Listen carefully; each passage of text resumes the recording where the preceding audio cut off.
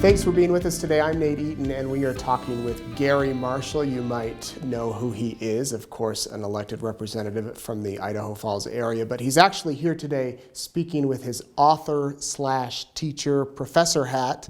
It's funny because I remember my siblings went to BYU in Provo, and they told me the horror stories about their American Heritage courses.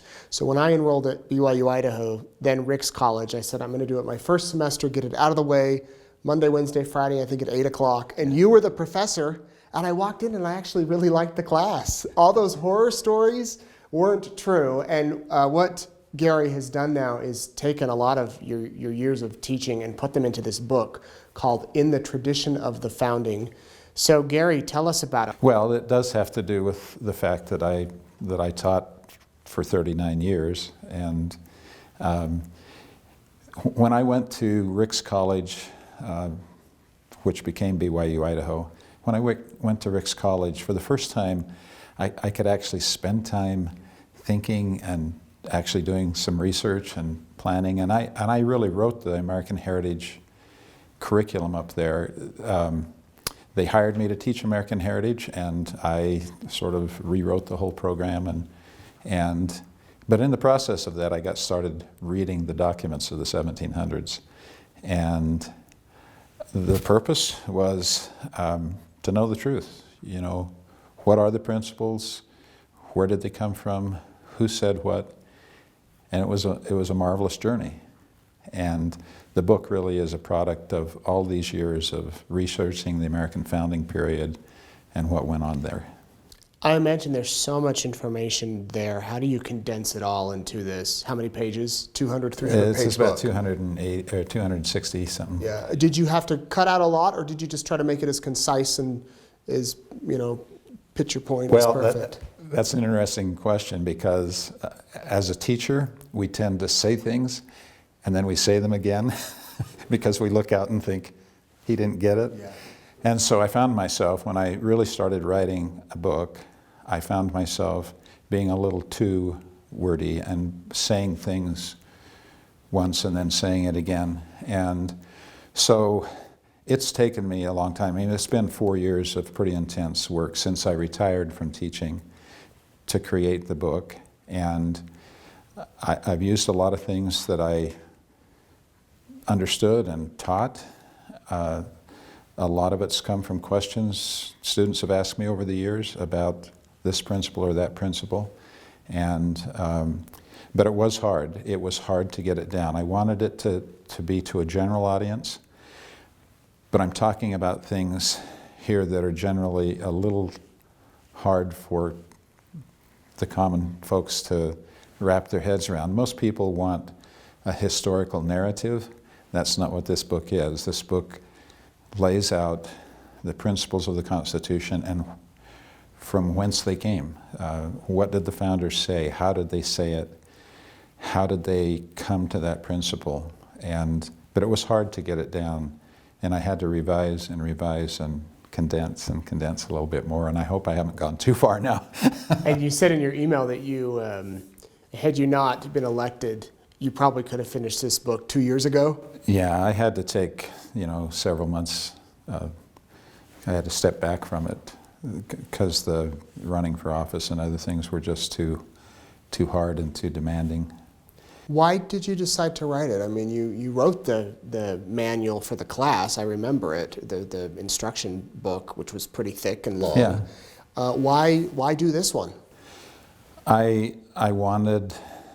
There were so many people over the years who had said to me, is there a text that I can go to that sort of summarizes what I often would say to them about the principles of the Constitution? And I'd have to admit to them that really there isn't one like that. And so I wanted to share with a broader audience what I had learned in the teaching process and what I had learned in my own research about the founding. And, I've always thought, if my grandkids and my own kids and a few of my friends read it, it's okay. It's good enough, But I think it's good enough that others would be interested in what I've had to say. No one else has really written the way I've written here about the principles of the Constitution. So you mentioned that most people want a narrative.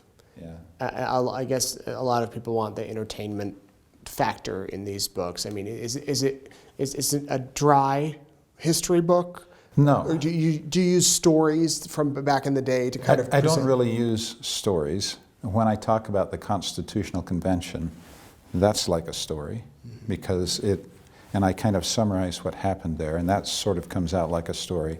But the other things are, for instance, I talk about how the founders, you would remember this, how the founders embraced natural law and how they understood natural rights to be an extension of that idea of natural law, that there are certain immutable, unchangeable truths.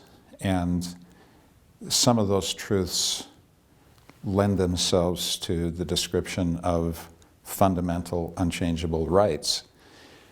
So the things that I talk about up front, when I sort of lay out the passion for liberty that the colonists, the founding generation had, a sort of natural passion for liberty, their circumstances allowed that. And then I talk about their British heritage, and I talk about other things like rule of law, but the founders didn't use that term as much as most people would think they would.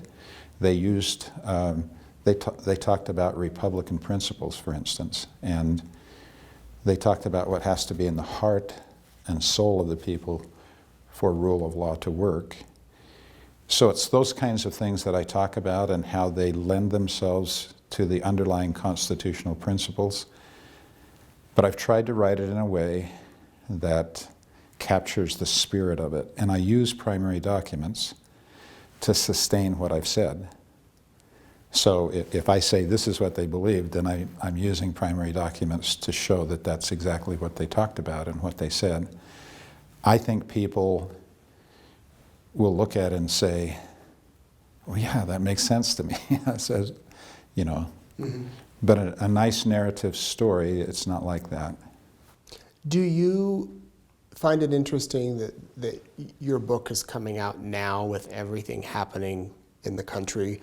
Both parties accusing the other party of trampling on the Constitution and impeachment hearings going on and everything, whereas maybe 10, 15, 20 years ago, things weren't like this, or maybe they were. I guess Bill Clinton was in the impeachment process then. I mean, give me your thoughts about the timing of this book coming out now. Well, the timing's been dictated by my own inability to get it really done before. I felt a long time ago I should get it out. What I say to people is, look, I know many of you want to defend the Constitution, but there's only one reasonable, logical way to do that. You have to defend it on the basis of its principles. If you don't understand its principles, you can't really defend the document. So I've always believed that if I could lay out the principles and people sense that I was telling the truth of the matter, and I think that's what people will sense, is they'll read this and they'll say, well, that's true. That makes perfect sense. But I'm trying to give them the tools that they can defend the Constitution and recognize that this has gone a little amiss and this is a departure from original principles. So the timing doesn't really have anything to do with current affairs. It had more to do with my... Do you think it's more needed now, though? I think it's needed. It was needed 5 years ago or 10 years ago probably, but it certainly is needed now. For instance, this whole impeachment thing, people need to understand that the founders really believed that impeachment should be a very realistic check on the power of the presidency. I want them to understand the principle, and then I want them to be able to say, well, regardless of my partisan beliefs, this is what should happen in order for the check to be useful and meaningful. If the check isn't useful and meaningful, today, getting a president convicted in the Senate is virtually impossible in our partisan atmosphere. But it shouldn't be impossible. Otherwise, it's really no check on the power of the presidency at all. But that's just one example.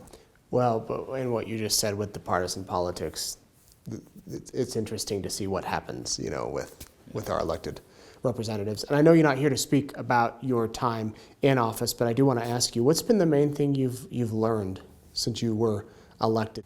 I need to be really careful about what I say here, but I would say that one of the things I've learned is it doesn't work quite like I taught students it did work. I mean, I'm ashamed in a way, and I've told people it's not quite like it's supposed to be. The lawmaking process itself is a little too restrictive, and it doesn't allow for the open debate and the open and honest discourse and the give and take. It's too rigid, and so that's the way it is. You just have to get in and do it the way it is. But theoretically, based on what I know about the principles of good constitutional government at whatever level, our system doesn't work quite like the founders would have envisioned it. Based on those principles. Yeah. Do you understand why do you understand why a lot of people say, I don't care about politics anymore. I just tune it out because nothing's getting done, maybe not so much locally, but on the national level? I understand why they get frustrated. Our divisiveness, our political divisiveness, is really a turnoff to a lot of people. They tell me all the time, I'm sick and tired of it. I don't even want to think about it. Yeah. So I've tried with the book. This is not driven by ideology. I would want people to understand I'm a constitutional originalist because I've studied the philosophy of the 1700s, and I've come to believe that it was good, it was right, it was good. But this book isn't driven by ideology at all. This book is driven by the desire to share with people what I've come to know and in a way accept as the truth about what the founders believed, about the principles that are the foundation of our constitutional republic. Another class I took from you was the executive branch, where we spent a semester studying the executive branch. And I bet if you were teaching that now, you'd have quite a bit to talk about. Yes, I'd probably have a little more to talk about. Yes. George W. Bush was president, so there was stuff to talk about. We were in the Iraq War at the time. Yeah. But boy, this would be a whole different course. You could. Well, every time I taught a course, I thought, except for American Heritage, which I tried to keep, very consistent. Sure. But every time I taught other courses, it was always a little different, Yeah. And I learned things as I went along. I mean, every teacher should do that. You learn and you say, oh, I shouldn't do that again. I should do it a little differently. But do you miss teaching? I do, actually. I miss teaching a lot. I was hired at Ricks College to teach large sections of American Heritage. And at first, that was very uncomfortable to me. But over time, it really became sort of exhilarating. And the better I got at creating curriculum that made, I think, good sense and was based in the truth of the matter as the documents revealed that, the more passionate I became about the thing. So I do miss the privilege of being in a classroom with students, with 30 students, with 280 students. I miss that a lot. Well, you can continue to teach people with this book on their own time. I hope so. With no test. The name of the book is In the Tradition of the Founders. It's by Gary Marshall, available on Amazon. Yes. A good Christmas present for history lovers and those that don't really love history but want to learn more. Principles of the Constitution of the United States. Thank you very much. Thank you for coming in. Thank you very kindly. Thank you for watching. Have a good week.